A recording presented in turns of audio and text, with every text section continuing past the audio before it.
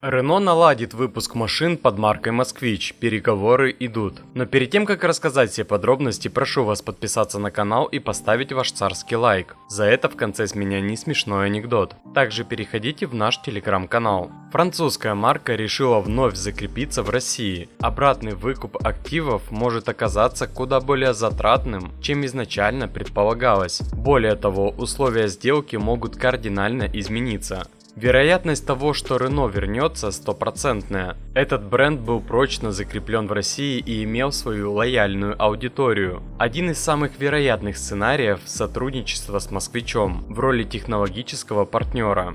Вспомним удачный опыт Beige инжиниринга, когда-то модели, продававшиеся в Европе под маркой Dacia, в России шли под брендом Renault. И сейчас французы хотят повторить этот трюк под логотипом Москвича. Ранее глава Renault Лука де Мео не исключил возможности возвращения автопроизводителя в Россию. Однако в Москве подобные заявления восприняли без энтузиазма. Так мэр столицы Сергей Собянин, под чьим руководством после ухода французской компании был запущен выпуск автомобилей под маркой «Москвич» на бывшем заводе Renault, весьма жестко отреагировал на слова топ-менеджера. Он может и не исключает, но вряд ли ему что-то светит, безапелляционно заявил градоначальник. Скептически настроен и президент АвтоВАЗа Максим Соколов. Он подчеркнул, что концерн успешно развивается без участия бывшего акционера и делает ставку на самостоятельное производство автомобилей с опорой на внутренние ресурсы. На данный момент сценарий возвращения Renault как никогда актуален. Осталось договориться.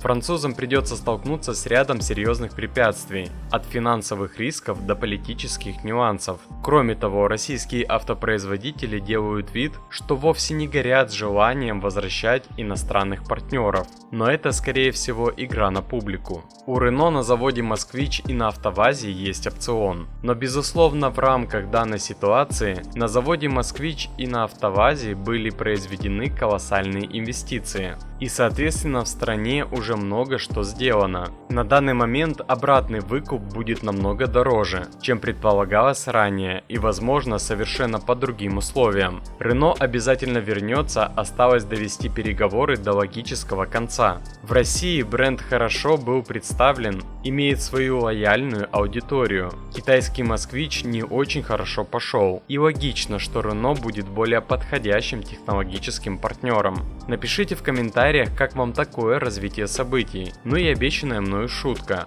3 дня делал генеральную уборку в квартире. Плюсы – она чистая. Минусы – в ней нельзя жить. Она от этого пачкается. А больше автоновостей, инсайдов и юмора вы найдете в нашем телеграм-канале, ссылка в описании.